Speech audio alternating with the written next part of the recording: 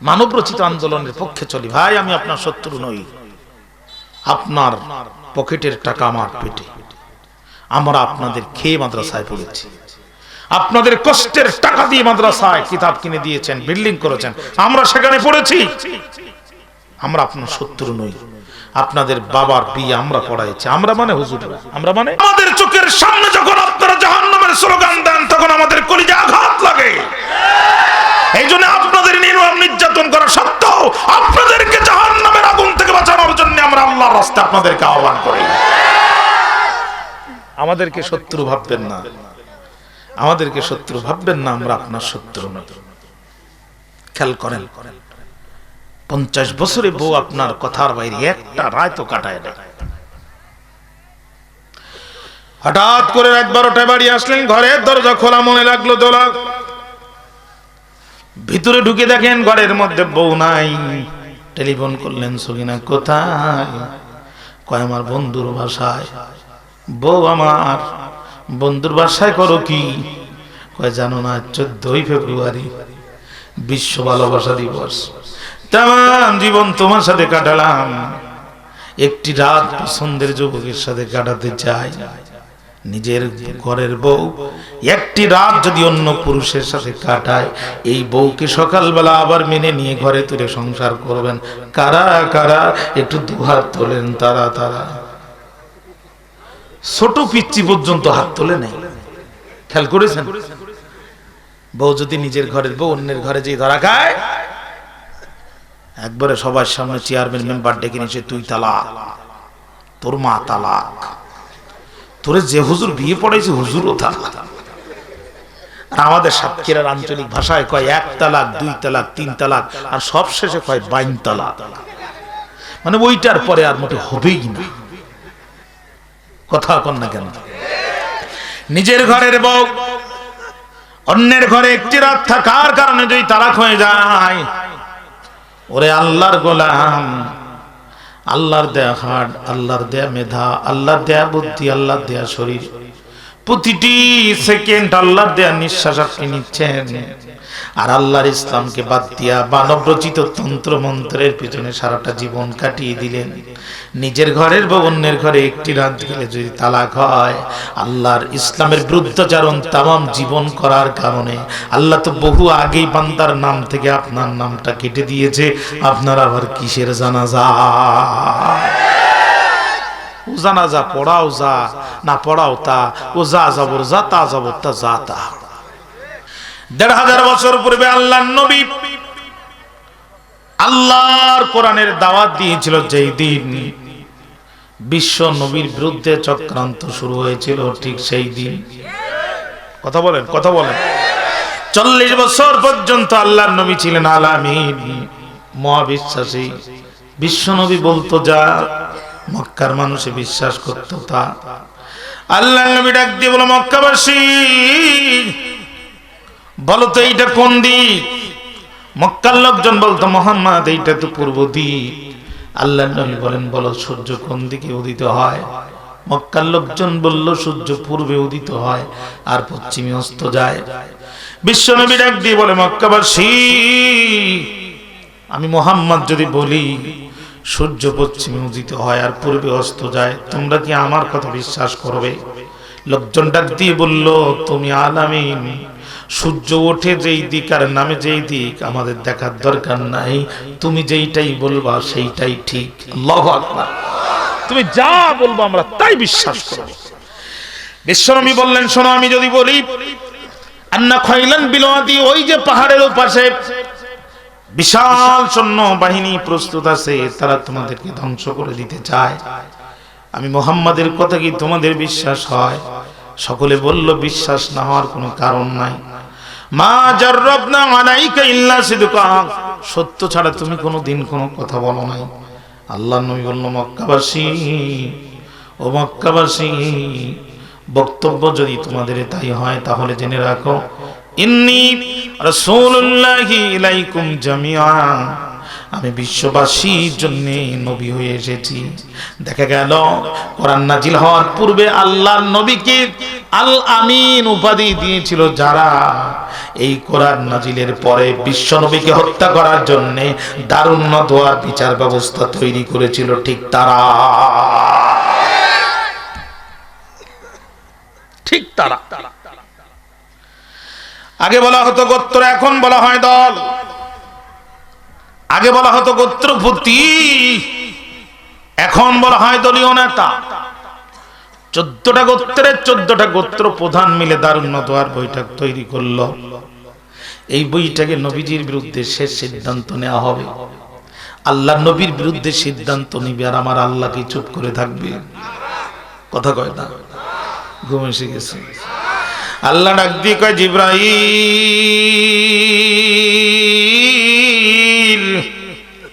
আর করো না দেরি, চলে যাও তাড়াতাড়ি। ওরা আমার নবীর বিরুদ্ধে বিচার ব্যবস্থা তৈরি করে রায় দিতে চায়। ওদের রায় দেওয়ার আগে তোমার মাধ্যমে আমি আমার নবীর কাছে রায়টা ফাঁস করে দিতে চাই। আর জোরে বলেন না আল্লাহু আকবার। আধুনিক যুগের মানুষ পৃথিবীর প্রান্তের মানুষ ও প্রান্তের মানুষের সাথে কথা বলে ইন্টারনেটের মাধ্যমে, ফেসবুকের মাধ্যমে, টুইটারের মাধ্যমে। 1500 বছর পূর্বে আল্লাহ তার নবীর সাথে কথা বলতেন জিবরাইলের মাধ্যমে। জিবরিল আমিন চলে আসলেন, আয়াতে কারিমা নাজিল হয়ে গেল। সূরা আনফাল খুললে আয়াতে কারিমাটা আপনারা পাবেন। আল্লাহ বলছেন, ওয়া ইয ইয়ামকুরু বিকাল্লাযীনা কাফারু লিইউসবিতুকা আও ইয়াকতুলুকা আও ইখরিজুকা ওয়া ইয়ামকুরুনা ওয়া ইয়ামকুরুল্লাহ ওয়াল্লাহু খায়রুল মাকিরিন। আরো জোরে একবার বলেন না আল্লাহু আকবার। অনবী তারা তোমার বিরুদ্ধে 4টা চক্রান্ত করবে। অনবী তারা তোমার বিরুদ্ধে 3টা চক্রান্ত করতে চায়। 1 number, they would like to arrest you. সর্বপ্রথম তারা তোমাকে গ্রেফতার করতে চায়। নবী কয়, আল্লাহ আমার নামে তো কোনো মামলা নাই। আল্লাহ কয়, নবী ওদের কাছে মামলার অভাব নাই। ওরা আগে ধরবে, পরে মামলা যত ইচ্ছা চাপাবে। হাজী সাহেব মক্কায়, মামলা হয় বাংলায়। হাজী সাহেব কবরে, মামলা হয় উপরে। আপনারা ঘুমায় গেছেন আসলে, মনোযোগ আছে আমার দিকে। 10 বছর আগে হাজী সাহেব কবরে, 10 বছর পরে হাজী সাহেবের নামে মামলা হয়েছে উপরে। আমি মনে হয় মিথ্যা বলতেছি।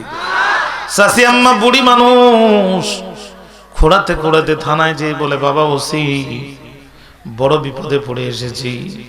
নিজের কানে শুনেছি তোমার চাচার নামে নাকি মামলা হয়েছে, জানছি। ও জানতে চাই এই বুড়া এই বয়সে কি করেছে রে ভাই। ওসি সাহেব কয়, চাচি আম্মা, চাচা বড় দুষ্টু মানুষ, আমার থানার সামনে ককটেল হামলা করেছে। ও বাবা ওসি, এই ঘটনা কবে ঘটেছে? গতকাল রাত 8টার সময় ঘটেছে। বুড়া তো 10 বছর আগেই কবরে গেছে। এই বুড়ার সাথে আমার মহব্বতটা এত গভীর ছিল। আমি মেয়েদের বাড়িতে যেতাম যখন, বুড়ায় টেলিফোন করতো তখন, ওরে বুড়ি, তোমার ছাড়া আমি একা কেমনে থাকতে পারি, বাড়িতে আসো তাড়াতাড়ি। এই সাদের মহব্বতের বুড়া আমার একটি রাতও বাইরে থাকতে দিত না। সেই বুড়া আমার 10 বছর আগে গেল কবরে। মাত্র 2 বার উঠলো উপরে, একবার গত নির্বাচনের সময়, আর একবার তোমার থানার সামনে ককটেল মারার সময়। বাবা, পরিস্থিতি যা সৃষ্টি হচ্ছে, মাঝে মাঝে শুনি বুড়া নাকি কবর থেকে উঠে রিলিফের গম নিয়ে আবার কবরে যায়। বাবা, আমার মোবাইল নাম্বারটা নাও, আমার চেয়ারম্যানের নাম্বারটা নাও। বুড়া যদি এবার কোনোদিন কবর থেকে ওঠে, তুমি শুধু ধরে আমার কাছে জমা দিবা। রিমান্ডে তোমার নেওয়া লাগবে না, রিমান্ডে আমি নেব। কাফনের কাপড়টা ধরে আমি একটা বার শুধু জিজ্ঞাসা করতে চাই, বুড়া রে, এতই মহব্বত ছিল দুনিয়ার উপরে, সেই মহব্বত বলে তুমি কবরে গেলে 10 বছর আগে, কবর থেকে উঠে তুমি ভোট দেওয়ার সুযোগ পাও, কবর থেকে উঠে ককটেল মারার সময় পাও, ও বুড়া হারামি, আমার সাথে একটাবার দেখা করার সময় তোমার হয় না? বাইরে জানতে চাই এই জাতের মামলা সমাজে আছে না? না, আদালতে যান না, টুপি আর দাড়ি দিয়ে আদালত ভরে গেছে। চোর নাই, ডাকাত নাই, কামিল মাদ্রাসার হেড মুহাদ্দিস, হেড মুফাসসির, হেড মুফতি, জেলা মসজিদের সবচেয়ে বড় মসজিদের ইমাম, দাওরায়ে হাদিসের শাইখুল হাদিস, আলেম আর ওলামা দিয়ে আদালত ভর্তি হয়ে গেছে। এক নাম্বার আল্লাহ ডাক দিয়ে বলে, হাবিব লিউসবিতুকা, তারা তোমাকে সর্বপ্রথম পাকড়াও করতে চায়, আও ইয়াকতুলুকা, অথবা তোমাকে চিরদিনের জন্য হত্যা করতে চায়। 3 নম্বরে আও ইখরিজুকা, তোমাকে চিরদিনের জন্য মক্কার জমিন থেকে নাগরিকত্ব ক্যান্সেল করে দেশের বাইরে পাঠাতে চায়। নবীর বিরুদ্ধে যে 3টা রায় হয়েছিল, আজও আলেমদের বিরুদ্ধে এই 3টা রায় আছে না? না, আল্লাহর হাবিব ডাক দিয়ে বলে, রব্বুল আলামিন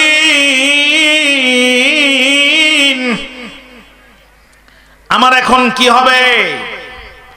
আল্লাহ ডাক দিয়ে বলে, হাবিব মন খারাপ করবেন না, আমার নাম আল্লাহ, আমার বিরুদ্ধে যারা দেয় পাল্লা, আমি রাখি না তাদের ঘাড়ের কল্লা। একটাবার জোরে বলা যাবে কি সুবহানাল্লাহ?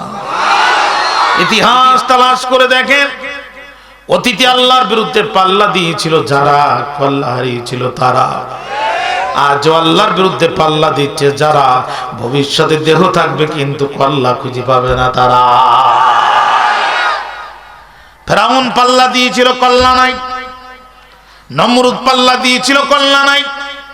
আবু জেহেল পাল্লা দিয়েছিল, কল্লা নাই। আবু লাহাব পাল্লা দিয়েছিল, কল্লা নাই। আল্লাহর বিরুদ্ধে মাথা যে উঁচু করে দেয়, আল্লাহর মাথা বেইজ্জতির সাথে মাটির সাথে দাফন করে দেয়।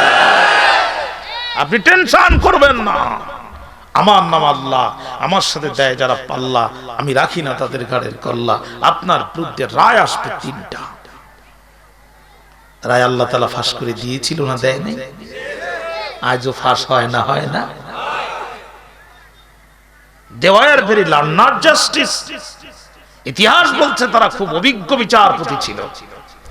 দারুন নদওয়াত ট্রাইব্যুনালের বিচারপতিরা একটা শব্দ একবার বলেছে, দ্বিতীয়বার বলে নাই। সিনোনিম, মুরাদিফ, সমার্থবোধক শব্দ দিয়ে কথা বলেছে।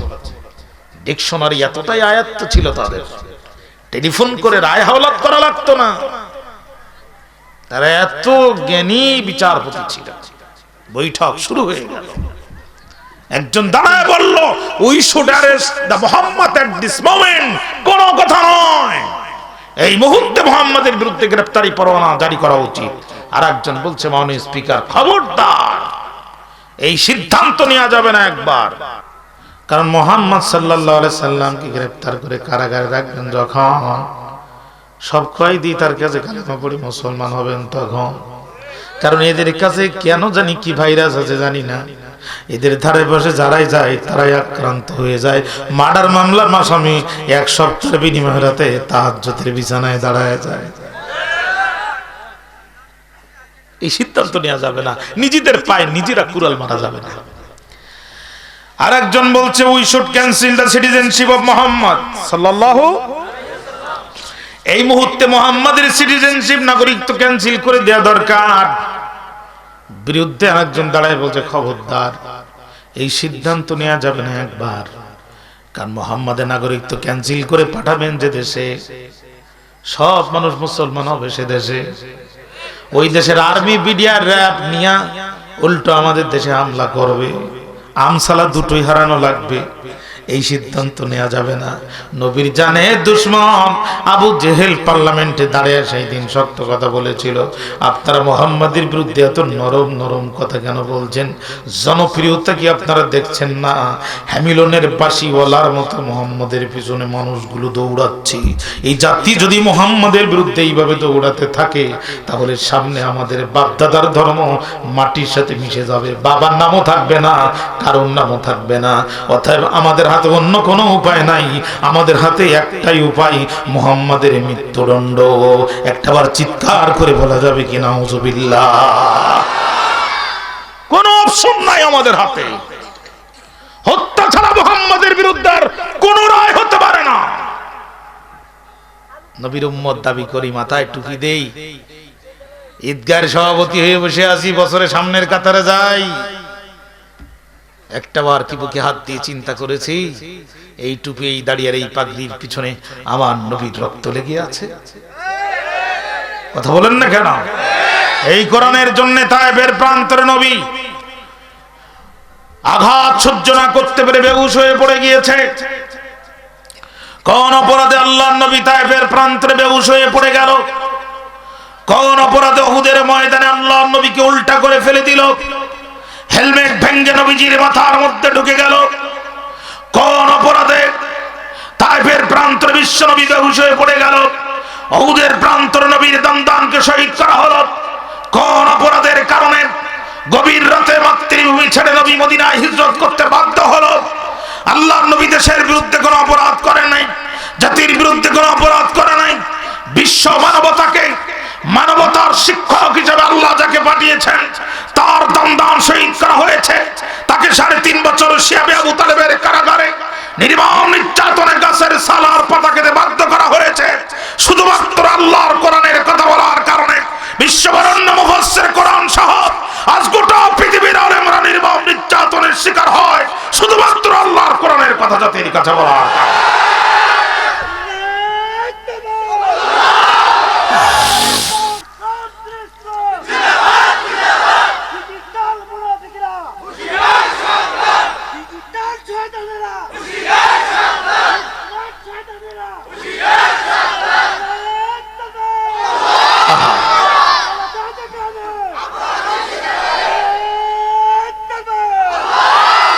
আমার ভাইরা, কোন নবী? আহা, মিছিল করলেন তোমার ভাই আমার ভাই, হুক্কা ভাই, হুক্কা ভাই, সিল মারবেন ভাই কোনখানে, টান মারবেন ভাই যেখানে। সন্ধ্যা হলো যখন কুলাপাটির অফিসে গেলেন তখন যে বললেন আমার প্রচন্ড ক্ষুধা লেগেছে, তাড়াতাড়ি খাবার দাও, এসিটা অন করে দাও, গরম লেগেছে। সারাদিন হুক্কার মিছিল করেছে।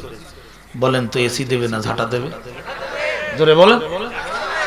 বোঝা গেল দুনিয়ার একটি পার্টির মিছিল করে আরেকটি পার্টির অফিসে যে যেমন খাবার পাওয়া যায় না, এসির বাতাস পাওয়া যায় না, তামাম জীবন আল্লাহর নবীর আদর্শের বিরুদ্ধে লড়াই করে মৃত্যুর পরে নবীজির সুপারিশ পাওয়া যাবে না।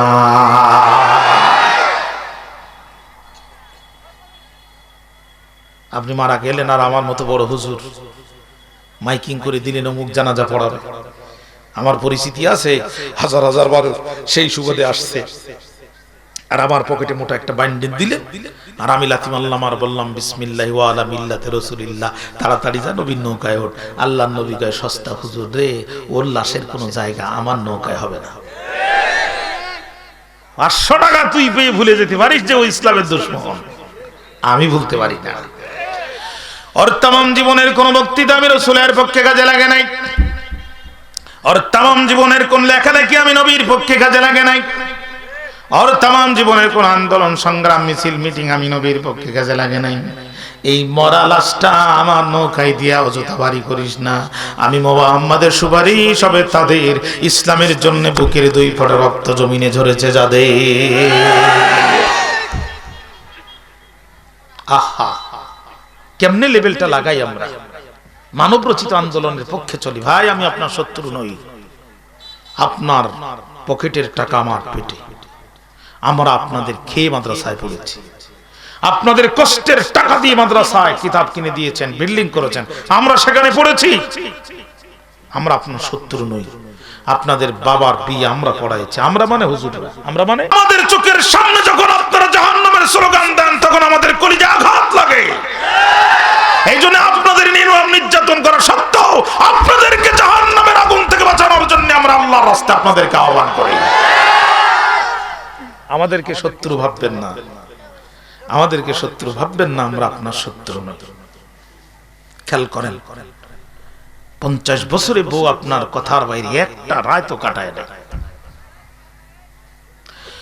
হঠাৎ করে রাত 12টায় বাড়ি আসলেন, ঘরের দরজা খোলা, মনে লাগলো দোলা, ভিতরে ঢুকে দেখেন ঘরের মধ্যে বউ নাই। টেলিফোন করলেন, সকিনা কোথায়? কয় আমার বন্ধুর বাসায়। বউ আমার বন্ধুর বাসায় করো কি? কয় জানো না 14ই ফেব্রুয়ারি বিশ্ব ভালোবাসা দিবস। তাম জীবন তোমার সাথে কাটালাম, একটি রাত পছন্দের যুবকের সাথে কাটাতে চাই। নিজের ঘরের বউ একটি রাত যদি অন্য পুরুষের সাথে কাটায়, এই বউকে সকালবেলা আবার মেনে নিয়ে ঘরে তুলে সংসার করবেন কারা কারা? একটু দুহাত তোলেন তারা তারা। ছোট পিচ্চি পর্যন্ত হাত তোলে নেই। খেয়াল করেছেন? বউ যদি নিজের ঘরের বউ অন্যের ঘরে যে ধরা খায়, একবারে সবার সামনে চেয়ারম্যান মেম্বার ডেকে নিয়েছে, তুই তালাক, তোর মা তালাক, তোরে যে হুজুর বিয়ে পড়াইছে হুজুরও তালাক। আর আমাদের সাতক্ষীরার আঞ্চলিক ভাষায় কয় 1 তালাক 2 তালাক 3 তালাক, আর সব শেষে কয় 22 তালাক। মানে ওইটার পরে আর মোটে হবেই না। কথা কন না কেন? নিজের ঘরের বউ অন্যের ঘরে একটি রাত থাকার কারণে যদি তালাক হয়ে যায়, ওরে আল্লাহর গোলাম, আল্লাহর দেয়া হাড়, আল্লাহর দেয়া মেধা, আল্লাহর দেয়া বুদ্ধি, আল্লাহর দেয়া শরীর, প্রতিটি সেকেন্ড আল্লাহর দেয়া নিঃশ্বাস আপনি নিচ্ছেন। আর আল্লাহর ইসলামকে বাদ দিয়া মানব রচিত তন্ত্র মন্ত্রের পিছনে সারাটা জীবন কাটিয়ে দিলেন। নিজের ঘরের বা অন্যের ঘরে একটি রাত গেলে যদি তালাক হয়, আল্লাহর ইসলামের বিরুদ্ধাচরণ তামাম জীবন করার কারণে আল্লাহ তো বহু আগেই বান্দার নাম থেকে আপনার নামটা কেটে দিয়েছে। আপনার আবার কিসের জানাজা?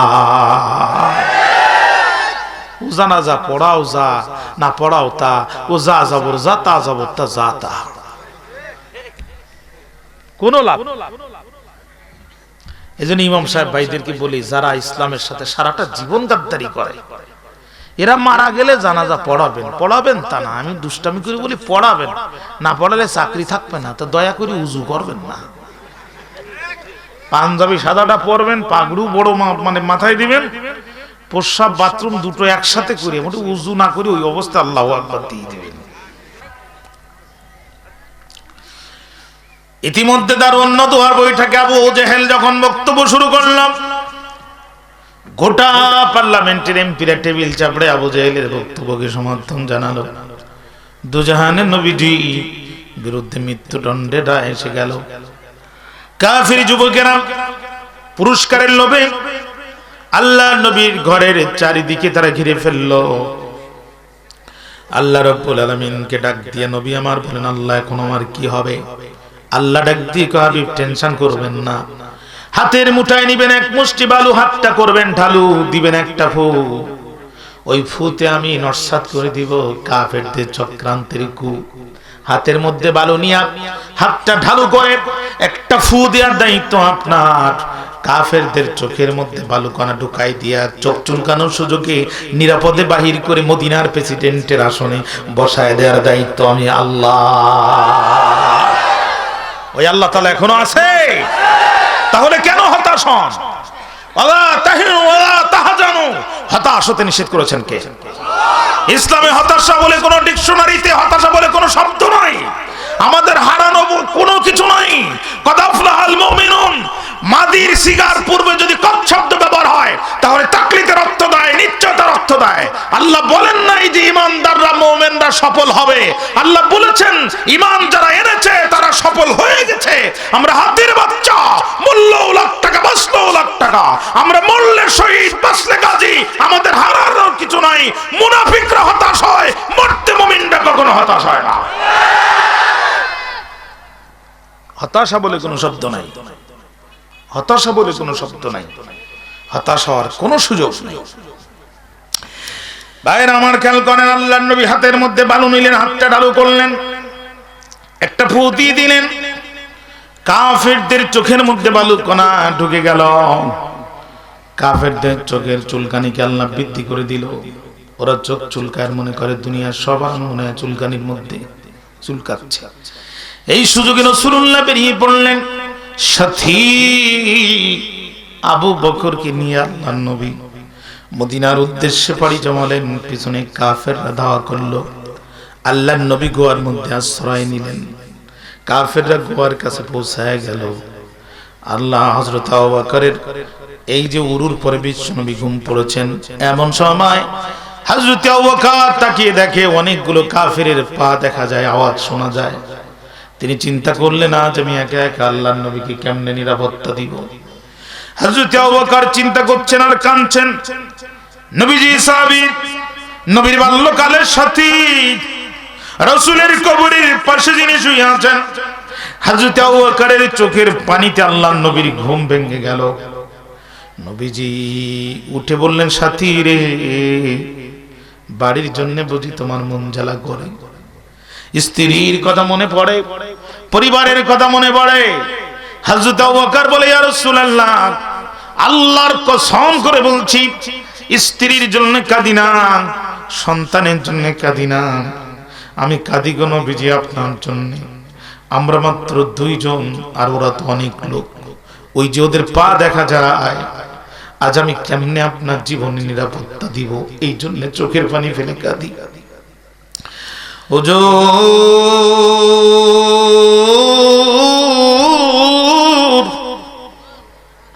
আমার নিজের জীবনের চিন্তা করে আমি চোখের পানি ফেলি না, আমি আপনাকে কেমনে এখন ট্যাকেল দিব এই চিন্তা করে আমি আবু বকর কাঁদি। আল্লাহর নবী একটা মুস্কি হাসি দিলেন, সাথী আবু বকরের হাতটা ধরে একটা ঝাঁকি দিয়ে বললেন, বন্ধু রে, ভুলে যেও না আমরা 2 জন না, লা তাহজান ইন্নাল্লাহা মা'ানা, আমাদের সাথে আছেন যিনি গোটা পৃথিবী রাজনীতির কলকাঠি নাড়েন তিনি। ভুলে যেও না আমরা 2 জন না, আমাদের সাথে খোদ আল্লাহ রাব্বুল আলামিন আছেন। যদি বলেন সুবহানাল্লাহ। নবী আমার এই কথা বললেন যখন, আমার আল্লাহ প্রচন্ড খুশি হয়ে গেল। তখন আল্লাহ ডাক দিয়ে বলে, মাকড়সা, আমার হাবিবের আশ্রিত গুহার উপরে তৈরি করবা বাসা। ওরে বুনো কবুতর, এই মুহূর্তে ডিম পাড়। মাকড়সা বাসা তৈরি করলো, বুনো কবুতর ডিম পারলো। কাফেররা বুঝতে পারলো না এই গুহার মধ্যে লুকিয়ে আছেন যিনি, আর মাত্র কয়েক ঘন্টা পরে মদিনার প্রেসিডেন্টের আসনে বসবেন তিনি। আল্লাহু আকবার বললেন না? আরো জোরে বলেন আল্লাহু আকবার। হতাশ হওয়ার কোন সুযোগ আছে প্রিয় ভাইরা? কোন সুযোগ নেই। নবী আমার মদিনার দিকে চলে গেলেন। দ্বিধা বিভক্ত 4টি গোত্র তখন মদিনা, ইহুদি, পৌত্তলিক, খ্রিস্টান আর মুসলমান। 4 জাতি বিশিষ্ট এক টেবিলে বসে একটি সংলাপ তখন হলো। এই সংলাপে নেতৃত্ব দিলেন যিনি, আপনার আমার নবীজি ছিলেন তিনি। ভাইয়ের আমার, আপনার আমার নবী সংলাপে নেতৃত্ব দিলেন। তাহলে এই সংলাপ তৈরি করলাম আমরা। আর আজ যখন দেশে সংলাপ হয়, সবাই দাওয়াত পায়, শুধু আমরাই দাওয়াত না পাই। মানে আমরাই ডাউল রান্না করলাম, আর আজ আমাদের প্লেটেই ডাউল নাই। কথা কয় না?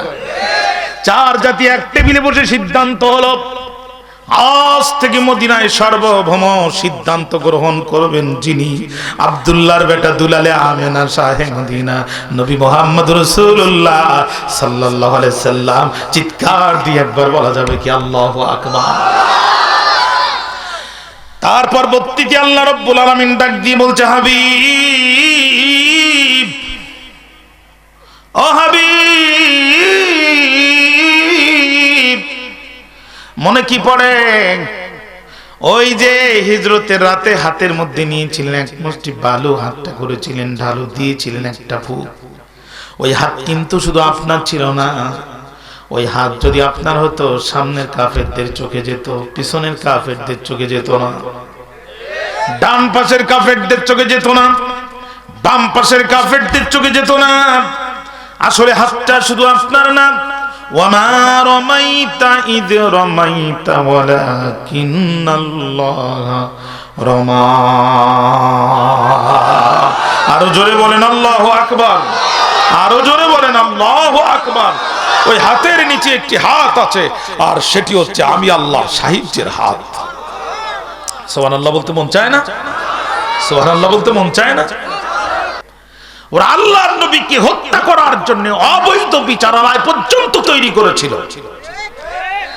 আর আল্লাহ তাআলা সেই বিচারের রায় ধ্বংস করে নবীকে মদিনার প্রেসিডেন্ট বানিয়েছিল শুধুমাত্র এক মুষ্টি বালু দ্বারা। অতএব আল্লাহকে ছাড়া অন্য কাউকে অভিভাবক মানে যারা মাকড়সার মতোই দুর্বল তারা।